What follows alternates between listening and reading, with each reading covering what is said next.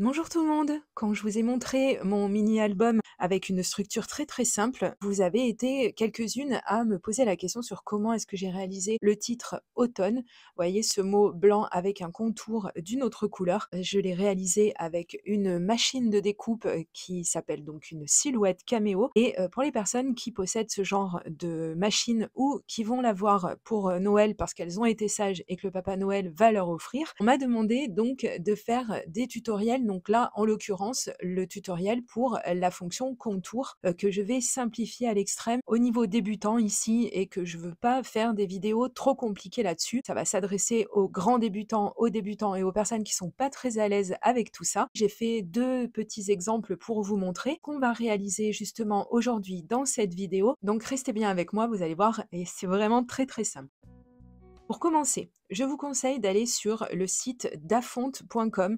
Donc c'est un site où on peut trouver beaucoup de polices qui sont totalement gratuites pour la plupart. Et donc je vais vous montrer à quoi ressemble ce site. Vous arrivez sur cette interface et on nous a, c'est sympa, classé toutes les polices par catégorie parce que c'est quand même bien plus simple. Alors si vous arrivez sur dafonte.com et que vous n'êtes pas en français, vous allez en haut pour cliquer sur la langue que vous choisissez. Et ensuite, donc, vous voyez ici sur la première page les polices qui ont été rajoutées tout à fait dernièrement. Donc là, par exemple, j'en vois qui me plaisent énormément. Donc tout ce qu'il suffit de faire, c'est de cliquer sur télécharger. Là, c'est très simple. La police va se télécharger dans votre dossier de téléchargement. Et ensuite, donc, si on veut, on peut trier donc nos polices. Et ici, ce qui va m'intéresser moi et beaucoup de vous, je présume, ce sont les polices de type calligraphie parce que pour moi, ce sont les plus belles et ce sont celles dont je me sers le plus souvent. Et donc, c'est vrai que ce genre de site où on trouve des polices totalement gratuites ou quasiment gratuites, je vais vous expliquer un petit peu la différence après. Bah, c'est vrai que c'est très très bien. Il en existe d'autres, mais Dafonte, pour moi, c'est le meilleur. C'est celui où on trouve vraiment le plus de ressources sur ce site. C'est vraiment vraiment chouette à connaître. Je vais juste vous mettre un petit bémol. Vous voyez, il y a donc différentes licences pour les polices. Souvent, elles sont en gratuit pour un usage personnel. Donc, si j'ai bien compris, on n'a pas le droit de faire des créations avec et de revendre ces créations faites avec les polices qu'on aura téléchargées gratuitement. Mais si c'est pour notre usage personnel, à ce moment-là, ça présente absolument aucun problème et vous pouvez même avoir un filtre sur Dafonte pour trier les polices que vous voulez 100% gratuites. Donc je vous laisse un petit peu farfouiller sur ce site. Et une fois qu'on a téléchargé nos polices et qu'on les a installées sur notre ordinateur, donc là encore une fois, je vous renvoie au tutoriel si vous ne savez pas comment on installe une police, c'est vraiment pas compliqué, vous demandez à YouTube, il va vous trouver ça en quelques secondes. Donc on se retrouve sur l'interface maintenant de Silhouette Studio, qui est donc le logiciel avec lequel on travaille quand on possède ce genre de machine. Ne vous inquiétez pas, une petite parenthèse, la capture de la vidéo est très lente, je suis désolée pour ça, mais au moins comme ça va vous laisser le temps d'un petit peu voir. Alors j'ai cliqué sur l'outil texte, donc qui est symbolisé par un A dans la barre latérale de gauche. Avec cette fonction, on va pouvoir venir écrire le mot qui nous intéresse, le ou les mots, les phrases, etc. Ici, on va partir sur quelque chose de très très simple. Et ce qu'on va faire, on va donc changer la police pour une des polices qu'on a téléchargées et on choisit sa police et donc on voit que effectivement la police a changé et c'est bien parce que c'est ce qu'on voulait, voilà. Ensuite, on peut changer également la taille en faisant comme ceci.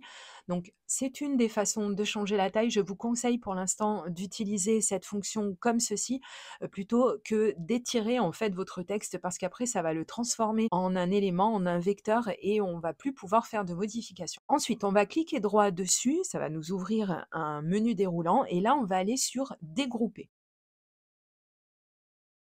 Vous allez comprendre pourquoi. Quand on fait ça, en fait, chaque lettre va devenir un élément en lui-même et on va pouvoir en fait faire des modifications sur chaque lettre.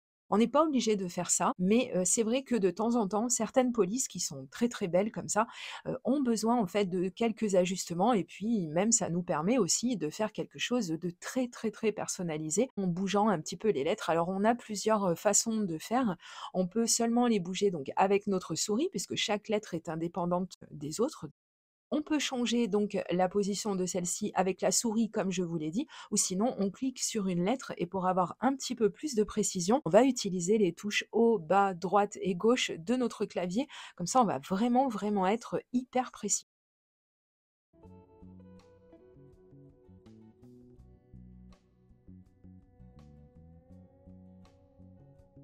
On peut également sélectionner plusieurs lettres en même temps si elles sont par exemple positionnées comme on le veut et qu'on veut toutes les bouger d'un coup. Donc vous voyez, c'est ça qui est bien avec la fonction dégrouper, c'est parce que comme chaque lettre est devenue un élément, on peut faire ce qu'on veut en fait, hein. On peut en sélectionner une, on peut tout sélectionner, on peut tout désélectionner, enfin, c'est vraiment quelque chose à savoir et ça nous permet de venir placer les lettres exactement comme on les veut. Dans cet exemple, je vais avoir besoin que mon mot soit soudé. Vous allez voir ce que ça veut dire un petit peu par la suite si vous l'ignorez. Donc, idéalement, il vaut mieux mettre les lettres qui se chevauchent un petit peu. Il faut qu'elles se touchent en fait, mais que ce soit quand même assez esthétiquement parlant joli. Voilà, ici on voit par exemple que le R il est complètement à la ramasse, il est un petit peu trop loin. Je vais déjà essayer, vous voyez, on a ce petit rond vert qui est l'outil de rotation et qui va pouvoir nous permettre de changer un petit peu la position si on le souhaite. On n'est pas obligé encore une fois, mais là c'est vrai que ça va m'aider pour pouvoir venir aligner mon R exactement comme je le veux sur la queue du U en fait. Si je soude tout ça, ça va pas faire très très joli. Il vaut mieux pouvoir changer un petit peu tout ça.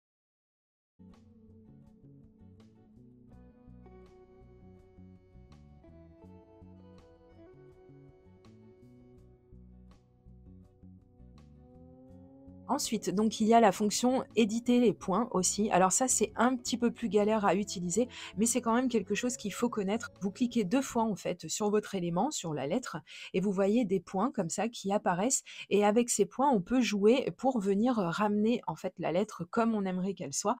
On va pouvoir venir changer certains points d'endroit et en fait, ça va nous permettre d'avoir quelque chose de plus harmonieux. Je vous laisserai regarder un petit peu ce que j'ai fait, si vous avez besoin de le repasser au ralenti, si ça peut vous aider, mais c'est une fonction un petit peu plus compliquée, mais qui vaut le coup d'être connue. Une fois qu'on est, content de ce qu'on a fait, on va donc pouvoir voir ce que ça donne quand on va souder tout ça. C'est-à-dire qu'en soudant, on va avoir un seul élément. C'est-à-dire qu'on n'a plus une suite de lettres, on va vraiment avoir le mot en lui-même. Voilà.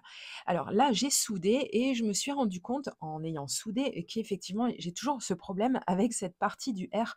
Donc j'ai repris la fonction éditer les points et à ce moment-là, voyez un petit peu ce que ça peut donner. Je vous laisse regarder en changeant de place certains points, on va venir jouer sur la forme de notre lettre et même de temps en temps, on peut aussi supprimer certains points de façon à avoir quelque chose de plus rectiligne, de plus droit, de mieux quoi, voilà, de plus chouette.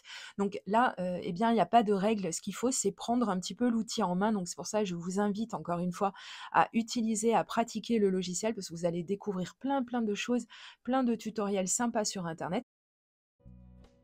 J'ai terminé avec la modification, mais comme vous voyez, si je bouge mon mot, eh bien le point du J n'est pas solidaire de tout le reste. Donc on a 2 éléments ici, le mot bonjour et le point. Il faut absolument qu'ils soient groupés. Donc eh bien c'est ce qu'on va faire.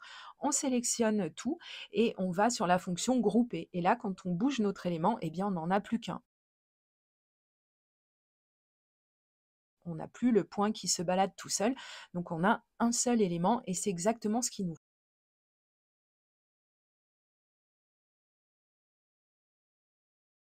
Une fois qu'on est satisfait du résultat, on va pouvoir enfin utiliser la fameuse fonction contour. J'ai fermé la fenêtre d'édition des points. Là, je vais pouvoir, à ce moment-là, une fois que je suis sûre que mes lettres sont exactement comme je le veux, je vais pouvoir agrandir ou, rapetissir tout ça.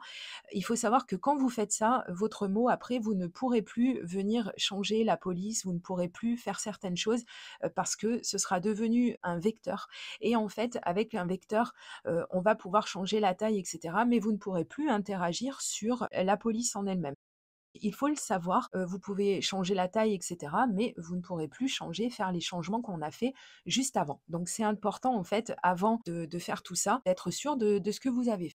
Ensuite, on va sur l'autre barre latérale, c'est-à-dire à droite, et vous voyez donc la petite étoile qui est donc la fonction contour. Et quand on clique dessus et qu'on clique sur contour en haut, on se retrouve effectivement avec le contour de notre forme. Donc là, après, c'est à vous de régler. Moi, j'ai voulu faire quelque chose d'un petit peu imposant pour illustrer mon exemple, en fait, pour que ce soit bien plus parlant pour tout le monde. Et quand en fait on a créé son contour, on s'aperçoit qu'on est avec 2 éléments. Donc on a le mot et son contour. 2 éléments, qui sont plus ou moins en relation, bien sûr, mais qu'on peut, venir, modifier, chacun de façon isolée. Mais là, le but, c'est, en fait, quand on va faire une modification sur l'un, il faudra qu'on ait la modification sur l'autre.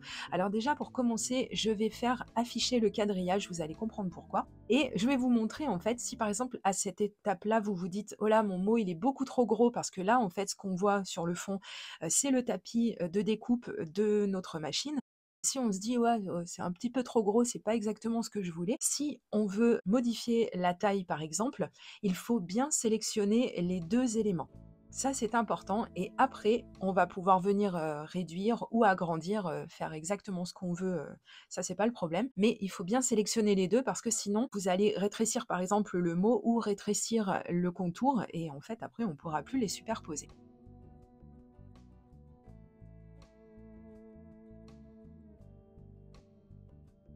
Une fois, que ceci est fait, on est tranquille, on a fait le plus gros du boulot et je vais donc séparer le mot de son contour, vous allez comprendre pourquoi. Et vous voyez donc que je les ai mis à 2 endroits différents et voici pourquoi.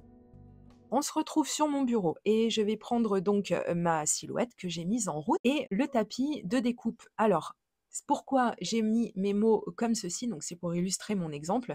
Je vais utiliser 2 papiers différents et vous voyez donc que notre tapis, il est divisé en 12 parties. Je vais utiliser la partie, par exemple, de gauche pour mettre du papier blanc, pour que le contour de mon mot soit blanc et ici, dans cet exemple, la partie bleue puisque vous voyez sur la gauche, j'aurai le contour qui sera en blanc et sur la droite, le mot «bonjour» qui sera découpé dans le papier bleu. Mais après, vous choisissez le papier que vous voulez. Bon, ici, j'ai un vieux tapis, que j'aime beaucoup parce qu'en fait, il ne colle, quasiment plus, mais c'est bien pratique pour quand on a des papiers un petit peu fins. C'est un petit peu embêtant quand on a un tapis qui colle un petit peu trop. Mais enfin bon, ça, on en reparlera peut-être dans une autre vidéo. Ensuite, je vais faire entrer mon tapis à l'intérieur de ma caméo et je vais lancer la découpe. Donc la découpe, elle aura été très, très rapide, hein, puisque je n'avais que 2 mots, parce qu'au final j'ai fait 2 exemples, 2 mots et 2 contours à découper, donc ça a été très, très rapide.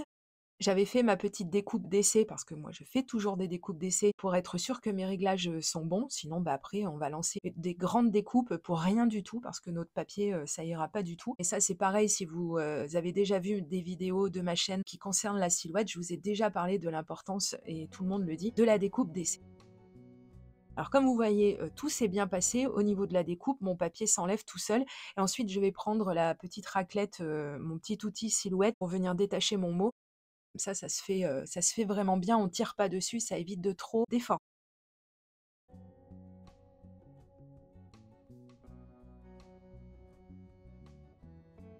Et ensuite donc, eh ben, il reste que la partie la plus sympa de tout ça, on va venir assembler les 2. On peut aussi, venir, je suis en train d'y penser, mettre, le mot, par-dessus le contour avec un petit peu de relief, par exemple avec des mousses adhésives 3D et cetera. Là, bon, moi j'étais partie pour faire vraiment quelque chose de très simple.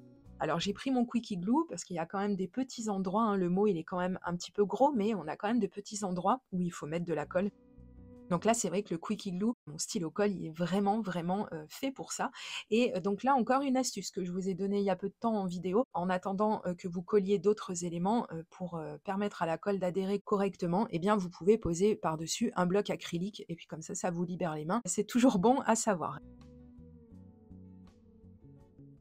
Et donc voilà, bah, écoutez, je vous avais dit, hein, que c'était vraiment pas compliqué la fonction contour. C'est vraiment quelque chose que j'adore faire. J'aime beaucoup en titre, par exemple, de mini-album et puis tout simplement en texte pour une carte et cetera. Enfin bon, n'hésitez pas à me dire, si vous connaissiez, cette, technique et je vous dis à très, très bientôt pour de prochaines vidéos création. Gros bisous, bye bye.